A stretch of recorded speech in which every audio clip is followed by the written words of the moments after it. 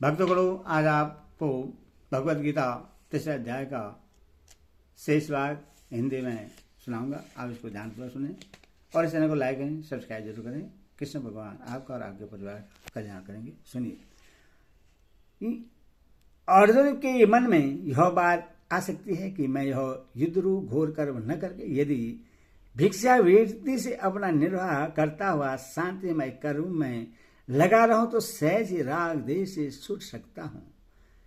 फिर आप मुझे युद्ध करने के लिए आज्ञा क्यों दे रहे हैं? इस पर भगवान कहते हैं, अच्छी प्रकार आचरण में लाए हुए दूसरे के धर्म से गुण रहित भी अपना धर्म अति उत्तम है। अपने धर्म में तो मरना भी कल्याणकारक है और दूसरों का धर्म भय को देने वाला है। तो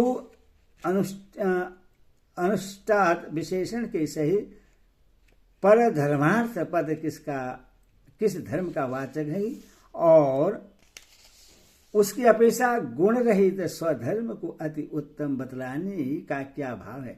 इस वाक्य में परधर्म स्वधर्म की तुलना करते समय परधर्म के साथ सो अनुष्ठित विशेषण दिया गया है कि स्वधर्म के साथ विगुण विशेषण दिया गया है। अतः प्रत्येक विशेषण का विरोध भाव उनके साथ अधिक समझ लेना चाहिए। अर्थात परधर्म को तो सद्गुण संपन्न और सु अनुष्ठित समझना चाहिए तथा स्वधर्म को विगुण और अनुष्ठान की कमी रूप दोषयुक्त समझ लेना चाहिए।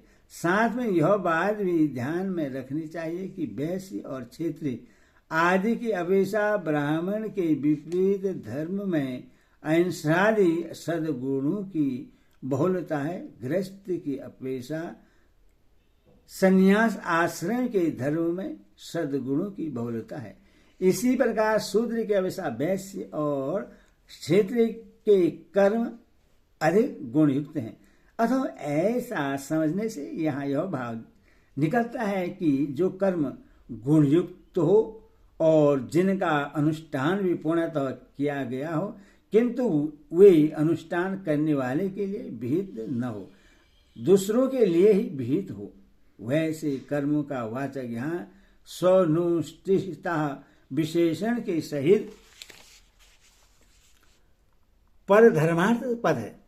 उस परधर्म के अपेक्षा गुण रहित स्वधर्म को अति उत्तम बतलाकर यह भाव दिखलाया गया है कि जैसे देखने में कुरूप और गुणहीन होने पर भी स्त्री के लिए अपने पति का सेवन करना ही कल्याणप्रद है, उसी प्रकार देखने में सद्गुणों से हीन होने पर तथा अनुष्ठान में अंग वे गुण्य हो जाने पर भी जिसके लिए जो कर्म विहित है वही उसके लिए कल्याणप्रद है। फिर जो स्वधर्म सर्वगुण संपन्न है और जिसका सांगोपाक पालन किया जाता है उसके विषय में तो कहना ही क्या है।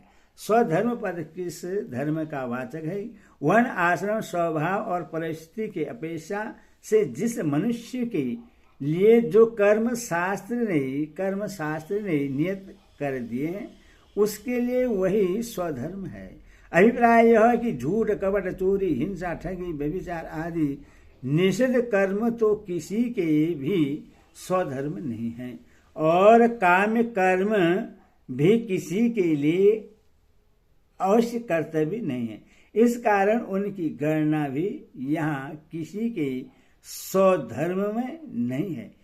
इनके सिवा जिस वर्ण या आश्रम के जो विशेष धर्म बतलाए गए हैं जिनमें एक के सिवा दूसरे वर्ण आश्रम वालों का अधिकार नहीं है, वे उन वर्ण आश्रम वालों के पृथक स्वधर्म हैं। जिन कर्मों में द्विज मात्र का अधिकार बतलाया गया है वे वेदाध्ययन और यज्ञादि कर्म द्विजों के लिए स्वधर्म है और जिनमें सभी वर्ण आश्रमों के स्त्री पुरुषों का अधिकार है वे ईश्वर की भक्ति, सत्य भाषण, माता पिता की सेवा, मन इंद्रियों का संयम, ब्रह्मचर्य पालन, अहिंसा, असत्य, संतोष, दया, दान, क्षमा, पवित्रता और विनय आदि सामान्य धर्म सबके स्वधर्म है। जिस मनुष्य समुदाय में वर्णाश्रम की व्यवस्था नहीं है और जो वैदिक सनातन धर्म को नहीं मानते, उनके लिए स्वधर्म और परधर्म की व्यवस्था कैसे हो सकती है।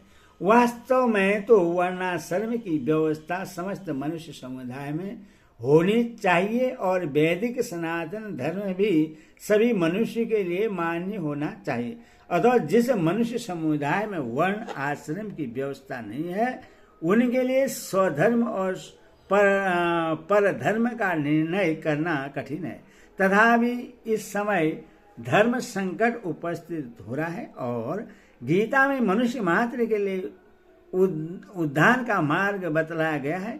इस आशय से ऐसा माना जा सकता है कि जिस मनुष्य का जिस जाति या समुदाय में जन्म होता है, जिन माता पिता के रज बीज से उसका शरीर बनता है, जन्म से लेकर कर्तव्य समझने की योग्यता आने तक जैसे संस्कारों में उसका पालन पोषण होता है तथा पूर्व जन्म में जैसे कर्म संस्कार होते हैं, उसी के अनुकूल उसका स्वभाव बनता है और उस स्वभाव के अनुसार ही जीविका के कर्मों में उसकी स्वाभाविक प्रवृत्ति हुआ करती है।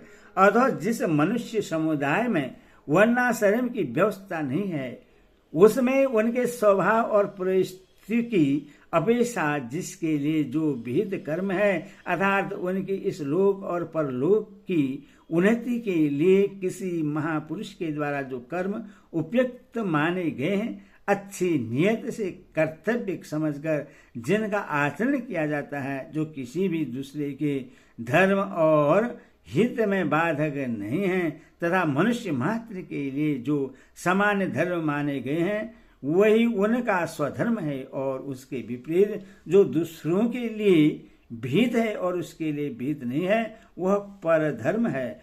स्वधर्म पद के साथ भी गुण विशेषण का प्रयोग का क्या भाव है। द्विगुणा पद गुण की कमी का घोतक है।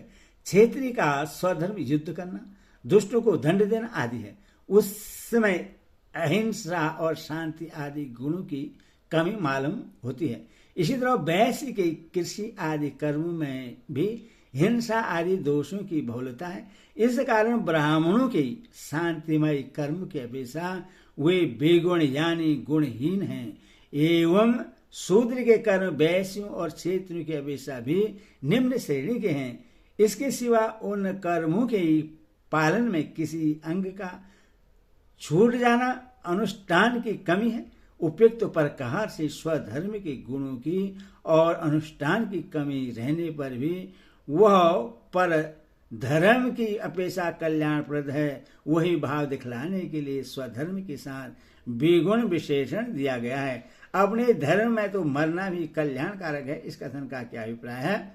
इससे यह दिखलाया गया है कि यदि स्वधर्म पालन में किसी तरह की आपत्ति न आवे और जीवन भर मनुष्य उसका पालन कर ले, तो उससे अपने भावानुसार स्वर्ग की या मुक्ति की प्राप्ति हो जाती है। इसमें तो कहना ही क्या है। किसी प्रकार की आपत्ति आने पर वह अपने धर्म से न डिगे और उसके कारण उसका मरण हो जाए, तो वह मरण भी उसके लिए कल्याण करने वाला हो जाता है। इतिहासों और पुराणों में ऐसे बहुत से उदाहरण मिलते हैं जिनमें स्वधर्म पालन के लिए मरने वालों का एवं मरण पर्यटन कष्ट स्वीकार करने वालों का कल्याण होने की बात कही गई है। राजा दिलीप ने छात्र धर्म का पालन करते हुए एक गौ के बदले अपना शरीर सिंह को समर्पित करके अभिष्ट प्राप्त किया। राजा शिव ने शरणागत रक्षा रूप स्वधर्म का पालन करने के लिए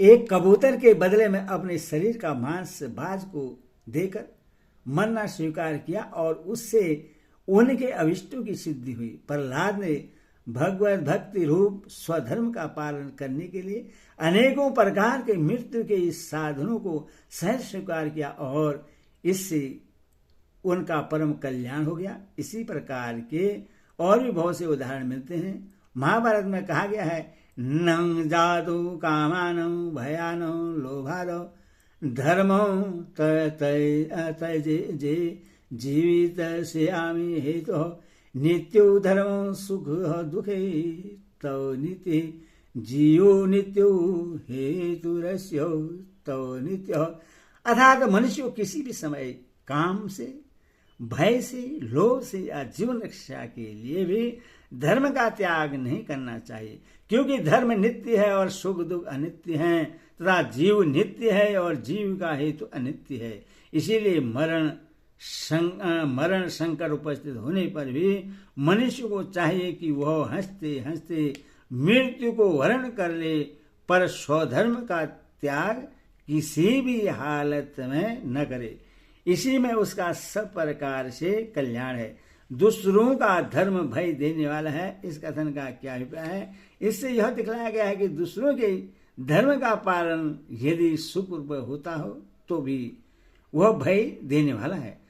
उदाहरण शूद्र और वैश्य यदि अपने से उच्च वर्ण वालों के धर्म का पालन करने में लगे तो उच्च वर्ण से अपनी पूजा कराने के कारण और उनकी वृत्ति छेद करने के दोष के कारण वे पाप के भागी बन जाते हैं और फलतः उनको नरक भोगना पड़ता है। इसी प्रकार ब्राह्मण क्षेत्र यदि अपने से हीन वर्ण वालों के धर्म का अवलंबन कर लें तो उनका उस वर्ण से पतन हो जाता है एवं बिना आपत्ति काल के दूसरों की वृत्ति से निर्वाह करने पर दूसरों की वृत्ति छेद के पाप का भी फल उन्हें भोगना पड़ता है। इसी तरह आश्रम धर्म तथा अन्य सब धर्मों के विषय में समझ लेना चाहिए। अतः किसी भी मनुष्य को अपने कल्याण के लिए परधर्म के ग्रहण करने की आवश्यकता नहीं है। दूसरे का धर्म देखने में चाहे कितना ही गुण संपन्न क्यों न हो, वह जिसका धर्म है उसी के लिए है। दूसरों के लिए तो वह भय देने वाला ही है, कल्याण कारक नहीं है। मनुष्य का स्वधर्म पालन करने में ही कल्याण है। परधर्म का सेवन और निषिद्ध कर्मों का आचरण करने से सब प्रकार से हानि है। इस बात को भली भांति समझ लेने के बाद भी मनुष्य अपनी इच्छा विचार और धर्म के विरुद्ध पापाचार में किस कारण प्रवृत्त हो जाता है, इस बात को जानने की इच्छा से अर्जुन पूछते हैं। अर्जुन बोले, हे कृष्ण, तो फिर यह मनुष्य स्वयं न चाहता हुआ भी बलात् लगाए हुए कि भांति किससे प्रेरित होकर पाप का आचरण करता है। इस श्लोक में अर्जुन के प्रश्न का क्या अभिप्राय है? भगवान ने पहले यह बात कही थी कि यत्न करने वाले बुद्धिमान मनुष्यों के मन को भी इंद्रियां बलात् विचलित कर देती हैं। व्यवहार में भी देखा जाता है कि बुद्धिमान विवेकशील मनुष्य प्रत्यक्ष में और अनुमान में पापों का बुरा परिणाम देखकर विचार द्वारा उनमें प्रवृत्त होना ठीक नहीं समझता है। वह इच्छापूर्वक पाप कर्म नहीं करता तथा बलात् अपने द्वारा रोगी से कुपथ्य सेवन की भांति पाप कर्म बन जाते हैं। इसीलिए उपयुक्त प्रश्न के द्वारा अर्जुन भगवान से इस बात का निर्णय कराना चाहते हैं कि इस मनुष्य को बलात् पापों में लगाने वाला कौन है? क्या स्वयं परमेश्वर ही लोगों को पापों में नियुक्त करते हैं, जिसके कारण वे उनसे हट नहीं सकते, अथवा पारबंध के कारण बाध्य होकर वे उन्हें पाप करने पड़ते हैं, अथवा उनका कोई दूसरा ही कारण है? इस प्रकार अर्जुन के पूछने भगवान श्री कृष्ण कहने लगे, श्री भगवान बोले, रजोगुण से उत्पन्न हुआ यह काम ही क्रोध है। यह बहुत खाने वाला अर्थात भोगों से कभी न अघाने वाला और बड़ा पापी है। इसको ही तू इस विषय में बैरी जान। काम और क्रोध इन दोनों पदों के साथ साथ दो बार ऐसे पद के प्रयोग का क्या भाव है तथा रजोगुण समुद्भव विशेषण का संबंध किस पद के साथ है? 34वें श्लोक में यह बात कही गई थी कि प्रत्येक इंद्रिय के विषय में रहने वाले राग और द्वेष ही इस मनुष्य को लूटने वाले डाकू हैं। उन्हीं दोनों के स्थूल रूप काम क्रोध हैं। यह भाव दिखलाने के लिए तथा इन दोनों में भी काम प्रधान है, क्योंकि यह राग का स्थूल रूप है और इसी से क्रोध भी उत्पत्ति होती है। यह दिखलाने के लिए काम और क्रोध इन दोनों पदों के साथ एस और पद का प्रयोग किया गया है। काम की उत्पत्ति राग से होती है। इस कारण रजोगुण समुदो विशेषण काम पद से ही संबंध रखता है। यदि काम और क्रोध दोनों ही मनुष्य के शत्रु हैं, तो फिर भगवान ने पहले दोनों के नाम लेकर फिर अकेले काम को ही शत्रु समझने के लिए कैसे कहा? पहले बतलाया जा चुका है कि काम से ही क्रोध की उत्पत्ति होती है, अथवा काम के नाश के साथ ही उसका नाश अपने आप ही हो जाता है। इसलिए भगवान ने इस प्रकरण में इसके बाद केवल काम का ही नाम लिया है, परंतु कोई यह न समझ ले कि पापों का हेतु केवल काम ही है, क्रोध का उनसे कुछ भी संबंध नहीं है। इसीलिए प्रकरण के आरंभ में काम के साथ क्रोध को भी गिना दिया गया है। काम की उत्पत्ति रजोगुण से होती है या राग से? रजोगुण से राग की वृद्धि होती है और राग से रजोगुण की, अथवा इन दोनों का एक ही स्वरूप माना गया है। इसीलिए काम की उत्पत्ति के दोनों ही कारण हैं। काम को महासन यानी बहुत खाने वाला कहने का क्या अभिप्राय है? इससे यह दिखलाया गया है कि यह काम भोगों को भोगते भोगते कभी तृप्त नहीं होता।